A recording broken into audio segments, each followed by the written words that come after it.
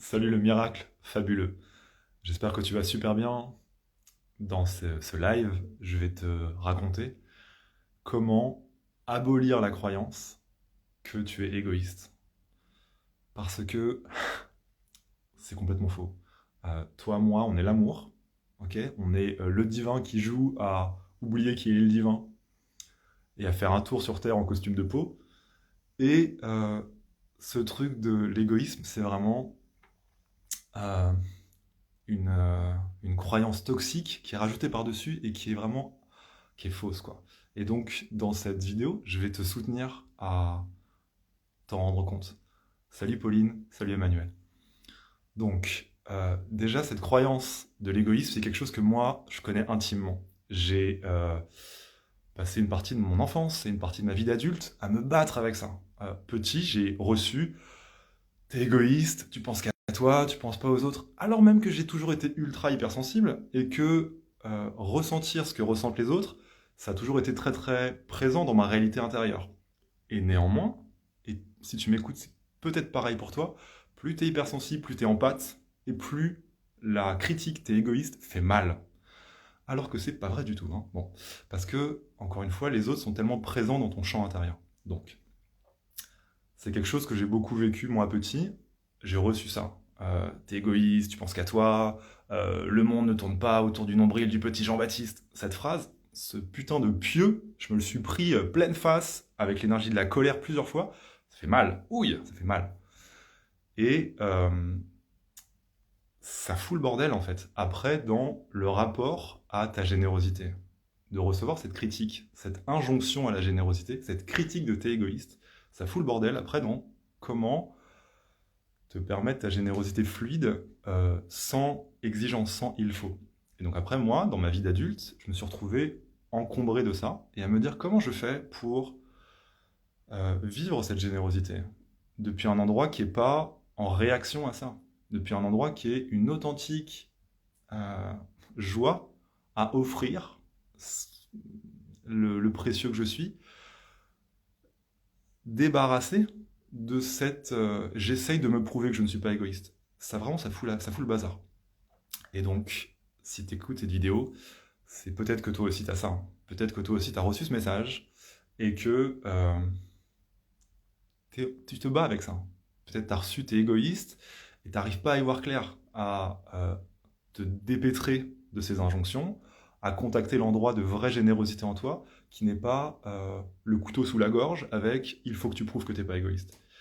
Donc peut-être que voilà, tu en as marre de ça et que tu as envie de pouvoir trouver l'espace de toi où tu arrives à juste offrir ta beauté au monde depuis une joie authentique et pas une exigence de démontrer que tu es une bonne personne. Ok? Et donc dans cette vidéo, je vais vraiment prendre le temps pour te parler de ça et t'aider à vraiment intégrer le fait que t'es pas égoïste et à abolir cette croyance-là. Donc, commençons par une petite définition. Qu'est-ce que c'est être égoïste? Alors, le Larousse me dit, être égoïste, c'est quelqu'un qui fait preuve d'égoïsme, qui est caractérisé par l'égoïsme. Donc super, ça refile la patate chaude. Donc, allons voir ce que c'est l'égoïsme. L'égoïsme, ce serait, d'après Larousse, l'attachement excessif porté à soi-même et à ses intérêts, au mépris des intérêts des autres. Donc là, on commence à s'approcher de l'équation problématique que je vais mettre du soin à démanteler dans cette vidéo. Attachement excessif porté à soi-même, au mépris des intérêts des autres. Qu'est-ce que ça veut dire? Là-dedans est déjà en germe le problème, pour moi. Parce que ça dit trop de toi, ce qui, comme mécaniquement, fait pas assez des autres. Euh, Ça marche. Salut Pauline. Euh, et ça, c'est pas vrai en fait. Ce qui va permettre ta générosité, c'est de pouvoir être vraiment à l'écoute de toi et à l'écoute de l'endroit où c'est très joyeux de donner. Mais il y a cette croyance répandue qui est ce qui va permettre le don et la générosité, c'est de le forcer. Ce qui va permettre d'apprendre à un enfant à partager, c'est de lui arracher son jouet, même s'il n'a pas envie, en lui disant que c'est important d'apprendre à donner et à partager, et de le filer à un pote. Mais quand tu fais ça, tu vas pas du tout lui apprendre à partager, tu vas lui apprendre que la douleur de l'arrachement, hein, tu vas lui apprendre que ses besoins et sa douleur ne sont pas légitimes, et que quelqu'un, une figure d'autorité, c'est ok que ça fasse fi de ses propres besoins, et que s'il souffre assez, alors il va apprendre à être partageur. C'est ça que tu lui modélises. Et je comprends l'intention, mais ça ne marche pas. C'est pas ça qui donne ces résultats-là. Pareil, et pardon peut-être si cette comparaison est un peu brusque pour toi, mais pour moi elle me semble juste, celle que je vais te dire, parce que voilà, dans les polarités en tantra, que je trouve très parlantes, il y a le masculin qui émet et le féminin qui reçoit, de manière hyper archétypale. Et donc, une femme qui veut pas faire l'amour, si tu la forces à faire l'amour, ça va pas lui donner envie de faire l'amour avec toi. Ça va pas lui donner le goût de faire davantage l'amour. C'est pas ça que ça va faire. Ça va traumatiser. Et c'est vraiment... c'est erroné cette croyance-là. Qu'en forçant le fait de donner, dans ce cas-là de la femme pour faire l'amour, en forçant qu'elle donne de t'accueillir dans son corps, c'est pas ça qui va soutenir par la suite l'élan de donner. Ça fait pile l'inverse, ça traumatise et ça ferme des personnes à la sexualité et à la rencontre à l'autre pendant des années, des années, des années. Pareil pour une personne, si tu lui dis j'exige, tu dois être serviable, même si t'as pas envie, qu'il fasse ça, ça va pas lui donner le plaisir d'être serviable, le plaisir d'offrir aux autres. Donc vraiment cette croyance que forcer permet ensuite que ça vienne naturellement et dans le plaisir, ça n'est pas vrai, c'est une erreur et c'est l'impasse dans laquelle on est en fait. Et c'est ce qui, culturellement, d'après moi, c'est ce qui est en germe dans tu es égoïste, tu dois être généreux. Et c'est vraiment pas le chemin. Ce qui va permettre à ta générosité de se déployer, c'est vraiment d'abord être tranquille de ne pas être disponible. Ce qui va permettre tes oui enthousiastes, c'est que tu sois tranquille de dire non. Et c'est la première étape. Donc, c'est comment pour toi tes limites. C'est comment pour toi ta capacité à dire je suis pas disponible. Quand tu es en relation amoureuse, comme c'est mon cas en ce moment, il m'arrive que ma partenaire, mon amoureuse, me mette la main sur le corps parce qu'elle a envie. Et qu'à ce moment-là, moi j'ai pas envie en fait. Et à ce moment-là, d'être tranquille de lui prendre la main et de l'enlever en fait. C'est comment toi ta relation à tes limites. Parce que si tu t'interdis tes limites, tu t'interdis de ne pas être disponible, ce que ça a comme conséquence, c'est que tu vas avoir beaucoup de mal à trouver l'endroit où tu as vraiment envie. Et à force de faire alors que tu n'as pas envie, ça va recroqueviller ton envie spontanée, joyeuse d'offrir de plus en plus loin à l'intérieur de toi. Donc, la première étape, c'est vraiment de aller à la rencontre de ton rapport à tes limites et d'explorer ça. Est-ce que tu arrives à t'aimer quand tu dis non à quelqu'un? Est-ce que tu arrives à t'aimer quand quelqu'un te demande de l'aide et que tu lui dis je suis pas disponible? Et quand quelqu'un dans laquelle il y a une relation d'amour, une relation intime, amicale, amoureuse, sentimentale, à ces endroits-là, quand l'autre te demande quelque chose de toi, est-ce que c'est tranquille de dire non? Est-ce que alors tu peux continuer à t'aimer? Est-ce que tu t'aimes même quand tu dis non? Parce que si à ce moment-là tu ne t'aimes pas, si à ce moment-là tu te reproches, tu te détestes de poser le non, soit tu vas avoir du mal à le faire, à poser ton non, soit tu vas le faire depuis une énergie de colère, une énergie de, en fait, tu es énervé contre toi-même, tu te détestes de ne pas avoir les moyens, et du coup, ta façon de poser ton non, ça va ressembler à un coup de fouet dans la gueule. Ce qui va vachement compliquer le fait que l'autre reçoive tes limites de manière apaisée et tranquille. Donc, voilà, la première piste vraiment importante, c'est ton rapport à tes limites et à tes non. Et c'est comment pour toi de les poser. La deuxième chose que j'ai envie de te proposer d'aller regarder, c'est quel est ton entourage, avec qui tu évolues, parce que c'est vachement dur d'être en paix avec sa générosité, d'être en paix avec le fait que tu n'es pas égoïste, si tu es dans un environnement où les personnes ne savent pas recevoir des non. Parce que, spoiler alerte, c'est vraiment un indispensable ingrédient d'une relation saine, quelle qu'elle soit, de pouvoir entendre les non.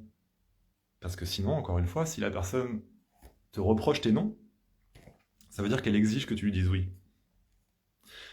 Et donc, si elle exige que tu lui dises oui, elle te demande d'être une machine. Elle nie le vivant à l'intérieur de toi. Elle te dit c'est pas ok que t'aies pas envie. Et c'est toxique. À partir du moment où la personne exige de toi que tu nies le vivant à l'intérieur de toi, qu'il n'y ait pas la place pour ton non, et que tu doives dire oui, c'est toxique. Donc, c'est comment tes relations autour de toi? Est-ce qu'il y a la place? Est-ce que, quand tu as l'impression de poser un non détendu, bah, ouais, ma chérie, ce soir, j'ai vraiment pas envie de faire des galipettes, je suis fatigué, j'ai pas envie. Euh, non, désolé, ce week-end, je pourrais pas t'aider pour ton déménagement. Ouais, pour ton anniversaire, bah, j'avais pas l'élan de faire un gros cadeau, donc je sais pas, je t'ai acheté une carte postale et je t'ai écrit un mot. Et c'est ça qui était vrai pour moi. Est-ce que quand je t'offre ça, ça te met en colère? Si ça te met en colère et que t'exiges de moi autre chose, il y a un problème dans la relation. C'est parce que c'est pas ok d'exiger de l'autre quelque chose qu'il a pas envie de donner. C'est pas ok d'exiger de l'autre quelque chose qui n'est pas un fuck yes. Parce que ça, c'est toxique. Encore une fois, c'est demander à l'autre de se couper de sa vérité intérieure pour plutôt euh, répondre à tes propres projections de ce qui est bien. Mais tu lui demandes de ne plus être lui-même. Et c'est un problème. Donc, comment sont tes relations? En première proposition, ce serait de faire un relevé. Et là, ce qui marche main dans la main avec cette vérification de ton entourage, est-ce qu'il y a la possibilité de recevoir des noms? Ce qui va main dans la main avec ça, c'est est-ce que tu es tranquille de t'opposer? Est-ce que tu es OK que quelqu'un vienne te dire tu devrais me donner? Est-ce que c'est OK de lui dire je ne suis pas d'accord avec toi? On est en désaccord. C'est comment pour toi le fait de t'opposer à quelqu'un qui vient appuyer à cet endroit-là? Parce que tu vas avoir besoin de cette compétence-là pour pouvoir vraiment faire la paix avec le fait que t'es pas quelqu'un d'égoïste, que t'es juste quelqu'un qui des fois a envie et des fois a pas envie, et que c'est comme ça. Ce qui va permettre ça, c'est que tu sois capable de t'opposer et de dire je ne suis pas d'accord avec toi à des personnes qui vont venir exiger de toi que tu donnes alors que t'as pas envie. Et ce qui va muscler l'envie en toi, le féminin en toi, ce qui va lui permettre de s'ouvrir, de se déployer et de jouir, d'être dans son abondance, d'offrir et tout, et son ouverture. Ce qui va permettre ça, c'est qu'il y a un masculin autour qui prend soin. Et donc, plus tu vas ne pas être d'accord qu'on t'envoie ce poison dans la tête, ne pas être d'accord de dire ouais, je suis égoïste, ne pas être d'accord que l'autre te dise j'exige de toi que tu me donnes alors que t'as pas envie, plus tu vas être tranquillement euh, en paix avec le fait que des fois t'as envie et que des fois t'as pas envie parce que t'es humain et que c'est normal, plus tu vas être en paix avec ça et plus ça va déployer ta générosité. C'est ça qui a lieu. Donc voilà, deuxième truc, ton entourage et la capacité à t'opposer. C'est comment pour toi? La troisième étape, le troisième point que je veux t'inviter à aller explorer, c'est qu'est-ce que tu aimes donner? C'est quoi les choses qui te font plaisir à toi de donner en fait? Et parce que, salut Monsieur Xavier, ce qui va... Voilà, il y a est-ce que je m'autorise à dire non? Voilà. Est-ce que je m'autorise à dire non? Est-ce que je suis en paix avec ça? Euh, de qui je suis entouré? À quel point je suis d'accord de m'opposer pour pouvoir changer d'environnement ou dire mes inconforts aux gens autour de moi pour ouais, impacter mon environnement jusqu'à ce qu'il soit encore plus précieux pour moi. Voilà. Et le troisième point, c'est qu'est-ce que j'aime donner? C'est quoi, toi, ce qui te donne de la joie à offrir? On n'est pas tous pareils. Est-ce que c'est des cadeaux? Est-ce que c'est de l'attention? Est-ce que c'est des actions? Je suis là pour toi. Est-ce que c'est de la tendresse physique? On n'est pas tous pareils. Et juste, c'est quoi, toi, les endroits que tu aimes le plus donner? Et comment est-ce que tu peux essayer de retrouver ce chemin à l'intérieur où il y a vraiment de la joie à donner? Et que c'est pas du tout, ça n'a rien à voir avec j'essaye de prouver que je suis pas égoïste. Tout ce qui vient de cet endroit-là est contaminé, entre guillemets. Tu n'auras pas satisfaction parce que c'est un serpent qui se mord la queue.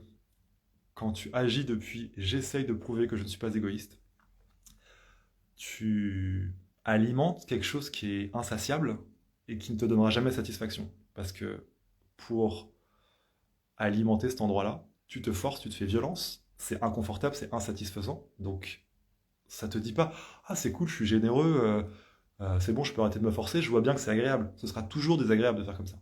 Donc c'est sans fin. Donc vraiment, il y a invitation à essayer de retrouver à l'intérieur de toi, c'est où l'endroit où il y a de la joie à donner. Un des indicateurs que tu agis vraiment depuis la joie, point à la ligne, c'est qu'il n'y a aucune attente. Tu t'es pas en train de te dire, ok, je fais ça, pour que derrière, je reçoive ça. Ah putain, il m'a pas donné ça derrière, vraiment, quel salaud, il aurait dû, machin. Si c'est ça, c'est autre chose que tu fais. C'est une transaction, c'est pas un don. L'endroit de ta joie, t'es complet, t'es satisfait complètement par le simple fait de donner. Parce que le fait de donner te donne de la joie. Donc, retrouver le chemin de la joie, joie à donner. Et que une façon de vérifier, c'est est-ce que j'attends quelque chose en retour. Voilà. Un dernier truc que je pourrais te dire sur cette troisième partie, dans le fait de donner, tu vois, un peu comment réapprendre à donner d'une manière euh, bénéfique pour toi, voilà, d'une manière saine, ce serait d'être à l'écoute de l'autre, évidemment. Parce que si j'ai beaucoup d'amour, j'adore faire des câlins, et je veux faire plein de câlins, mais que je suis pas à l'écoute de hey, mon chat, t'es pas tout seul. Est-ce que l'autre à qui t'as tellement envie de faire un câlin, il veut recevoir ton câlin? Et là, on arrive dans la grande danse de la relation. T'as des envies, l'autre a des limites. Et ses envies propres, comment on fait? Salut Laurine. Donc, comment on fait? Moi, le tantra m'a beaucoup aidé pour ça. Un exercice qui m'a vachement aidé avec ça, c'est ok, j'ai des envies, mais l'autre en face existe et a ses limites. Comment on fait pour pouvoir vivre ce don vers l'autre d'une manière qui soit reçue? Et si c'est reçu, c'est tellement plus agréable. Hein. Il n'y a rien de plus savoureux que des oui enthousiastes. Et comment tu fais pour recevoir des oui enthousiastes alors même que toi, t'es connecté à ce qui te fait vraiment envie? Parce que c'est ça le kiff ultime. Hein. C'est un truc qui te fait vraiment envie et que tu l'offres et qu'en face, ça fasse un oui enthousiaste. Je connais rien de mieux au monde. Voilà. Bon, peut-être l'extase mystique, c'est très très cool aussi. Mais tu vois où je veux en venir. Et donc, pour recevoir des oui enthousiastes, comment on fait? Comment on fait pour sentir les limites de l'autre? Donc, je disais en tantra, il y a vraiment des choses qui m'ont beaucoup aidé, notamment un exercice. Ça s'appelait les bonjours du matin. Et en gros, l'idée, c'est on se retrouve dans une salle. On commence par ça. Il y a de la musique. Les gens arrivent un peu au fur et à mesure. Et l'idée, c'est on marche dans la salle. Et l'intention, c'est de se dire bonjour. Sauf que il y a plein de façons de se dire bonjour. Et on va se dire bonjour en étant à l'écoute l'un de l'autre. Donc on marche dans la pièce, on se regarde, et à certains moments, parce que ça se produit, il y a des eye contact, hop, deux personnes se regardent, et là, qu'est-ce qui se passe? Est-ce que le eye contact s'arrête? Parce qu'il n'y a pas envie d'aller plus loin, c'est ok. Et c'est de l'info. Ah tiens, l'autre n'est pas disponible, c'est ok. Est-ce que l'eye contact se maintient? Ah, on se regarde. Bon, on est en présence, qu'est-ce qui se passe? Ah, on se rapproche. Ok, on se rapproche. Ah, tiens, on s'arrête à 2 mètres. Ok. Parce qu'il y a un des deux qui s'est arrêté et ça suffit, l'autre s'arrête. On continue de se regarder. Est-ce que là, le bonjour, ça va juste être un petit namasté? Et on s'arrête là. Et le bonjour a eu lieu et hop, on recircule dans l'espace? Ou est-ce que on se regarde, on s'approche, et il n'y a rien qui dit non, ni d'un côté ni de l'autre, on s'approche et on se fait un câlin. Et là, pareil, dans le câlin, qu'est-ce qui se passe?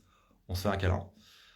Et est-ce que, à un moment donné, il y en a un qui commence à se dégager? Si c'est le cas, super.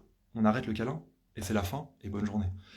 Et donc ce truc d'être vraiment en écoute fine de l'autre en temps réel, ça m'a vachement aidé. Parce que donc t'es là, t'essaies de retrouver le chemin de ta générosité profonde, de l'endroit où t'as juste tellement de joie à faire un truc. Et donc, comment tu peux le faire de manière que ce soit reçu? Et ça va être en étant disponible à l'autre et à comment il réagit. Donc, t'as telle envie de faire telle chose, est-ce que tu peux l'offrir à l'autre peut-être en y allant délicatement, en étant à l'écoute que peut-être il va dire non, peut-être tu peux vérifier s'il est disponible. Si j'ai hyper envie de partager un truc à mon amoureuse, peut-être si j'ai un doute, parce que j'ai l'impression qu'elle est un peu dans sa bulle, peut-être je peux vérifier, est-ce que tu es dispo là? Et peut-être qu'elle va dire non. Et si elle dit non, c'est ok. Et parce qu'il y a cette vraie écoute de où est l'autre, parce qu'il y a cette vraie capacité à être tranquille que l'autre dise non, c'est pas la fin du monde, il me dit juste là je suis pas dispo et c'est ok. Parce qu'il y a ça, et j'écoute et je suis tranquille qu'ils me disent non, alors tu vas pouvoir vivre l'extase de il y a un truc que j'ai hyper envie de faire, et l'autre est d'accord de le recevoir, et il m'envoie un oui enthousiaste. Et ça, c'est juste génialissime. Et plus il y a ça qui est vécu, plus moi je vois, et c'est assez récent en fait, que cette thématique, vraiment, je sens que j'en ai fait le tour et que ça se guérit vraiment en moi. Alors il y a de la vraie générosité. J'ai envie de lui acheter des trucs à mon amoureuse, par exemple, de lui faire des cadeaux. Et, et je sens que c'est pas du tout depuis un il faut. C'est juste depuis le plaisir d'offrir et c'est un truc qui célèbre à quel point la relation se passe bien. Et c'est ça qui a lieu. Pareil avec ma mère, pareil avec ma fille, où je sens qu'il y a des élans d'offrir qui sont complètement authentiques et qui n'attendent rien en retour. Voilà. Et le fait de recontacter ça m'aide vraiment beaucoup à abolir complètement la croyance que je suis égoïste et de la voir pour ce que c'est, à savoir vraiment une manière toxique et inadaptée de permettre la générosité. Mais c'est dysfonctionnel, ça ne marche pas. Et donc c'est quelque chose que tu peux complètement euh, voir et reconnaître comme inadapté, dysfonctionnel. Ça n'est pas efficace pour rendre généreux la croyance que tu es égoïste. Ça, dire à quelqu'un qu'il est égoïste ne le rendra jamais plus généreux. Ça va faire ce que j'ai dit en fait dans le début de la vidéo. Ça va le contracter, le déconnecter de ses propres envies et le faire agir depuis un il faut, je dois. Ce qui est très inconfortable et ce qui va pas du tout l'aider à aimer donner. Non, pas du tout. Voilà la splendeur magnifique, ce que j'ai pu te dire sur comment abolir la croyance que tu es égoïste. C'est même pas vrai d'abord. T'es pas du tout égoïste. Voilà. T'es juste un humain. Des fois t'as envie, des fois t'as pas envie. Et c'est ok. Voilà. Dans cette vidéo, donc avec toi, j'ai vu 3 points qui sont un peu 3 endroits que tu peux aller voir au service d'abolir la croyance que tu es égoïste, qui sont ton rapport à tes limites, ton rapport à ton environnement. Est-ce que autour de toi, ça peut entendre les non? Est-ce que tu es ok de t'opposer aux personnes qui exigent de toi que tu dises oui? C'est comment pour toi de faire ça? Est-ce que tu arrives à t'aimer quand tu fais ça? Et le troisième point, c'est est-ce que t'aimes donner? Qu'est-ce que toi t'aimes offrir? Et comment retrouver le chemin du don authentique en étant à l'écoute de toi, euh, euh, un truc que je voulais te dire, attends, à l'écoute de toi, à l'écoute des limites de l'autre, évidemment. C'est ça. Et quelque chose qui est très aidant pour y voir clair sur est-ce que c'est vraiment un don authentique, c'est vraiment de ma générosité pure qui s'exprime, c'est est-ce que j'attends quelque chose en retour? Et est-ce que je suis fâché s'il n'y a pas ce que j'imagine que je devrais recevoir en retour? Si ça c'est là, c'est bien possible que tu sois dans il faut plutôt que dans la joie de donner. Parce que quand tu es vraiment à l'endroit de la joie de donner, c'est complet quoi. Juste le fait de pouvoir offrir et que le plus le reçoive, t'es déjà tellement, tellement content et satisfait. Voilà la merveille. J'espère que ça t'a soutenu à avancer sur ce chemin de ta générosité, à abolir la croyance que tu es égoïste. Je te souhaite le meilleur. Si jamais tu te dis waouh, ça me parle ce qu'il raconte le monsieur, j'ai envie d'aller plus loin avec lui, je te laisse me faire un message. Ce serait hyper joyeux pour moi de te rencontrer et de voir comment je peux te soutenir à déployer la merveille que t'es et à offrir toute ta beauté au monde depuis de la joie, de la joie, de la joie et de l'abondance. Salut. Tac. Ok, ok, ok, ok, ok. Comme ça? Ouais.